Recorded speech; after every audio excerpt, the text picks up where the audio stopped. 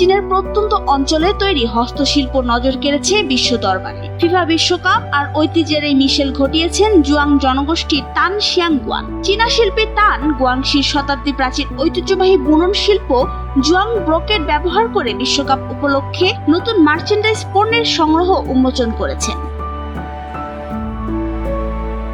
ভিডিওতে দেখা যায় দক্ষিণ চীনের নাননিং শহরের একটি দোকানে দাঁড়িয়ে তান জুয়াং ব্রোকেড থিমের বিভিন্ন পণ্য প্রদর্শন করছেন। এসব পণ্যের মধ্যে রয়েছে ফুটবল জার্সি, ক্যাপ, বিভিন্ন আনুষঙ্গিক সামগ্রী এবং প্লাশিস মাস্কট। হাতে বোনা এই ব্রোকেডকে আমাদের দেশের জামদানির সমতুল্য ধরা যায়। আধুনিক পণ্যের মধ্য দিয়ে ঐতিহ্যকে প্রকাশ করার পাশাপাশি বিশ্বকাপের মতো বৈশ্বিক আয়োজনকেও তুলে ধরছে। গুয়াং ব্রোকেডকে বিশ্বব্যাপী পরিচিত করতে হবে। বিশ্বকাপের এই সুযোগকে কাজে লাগিয়ে আমি আমাদের সাংস্কৃতিক পণ্যগুলো আন্তর্জাতিক অঙ্গনে তুলে ধরতে চাই।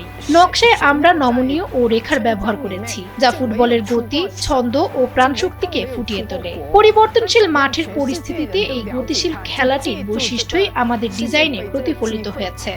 আকর্ষণীয় ব্যাপার হচ্ছে এই সংগ্রহে গুয়াংশির ঐতিহ্যবাহী মাস্কট মোমেকে নতুনভাবে উপস্থাপন করা হয়েছে। এর মাধ্যমে জুয়াং সংস্কৃতিকে আরো সহজে চেনা যায়। জুয়াং ব্রোকেডের ইতিহাস 2000 বছরেরও বেশি পুরনো।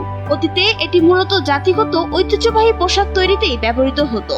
তান শিয়াং গুয়ান বলেন, বিশ্বকাপকে ঘিরে তৈরি এই বিশেষ সংগ্রহের মাধ্যমে তিনি এই প্রাচীন হস্তশিল্পকে মানুষের দৈনন্দিন জীবনের আরো কাছাকাছি নিয়ে যেতে চান। নাবিলা রহিম, সময়ের আলো।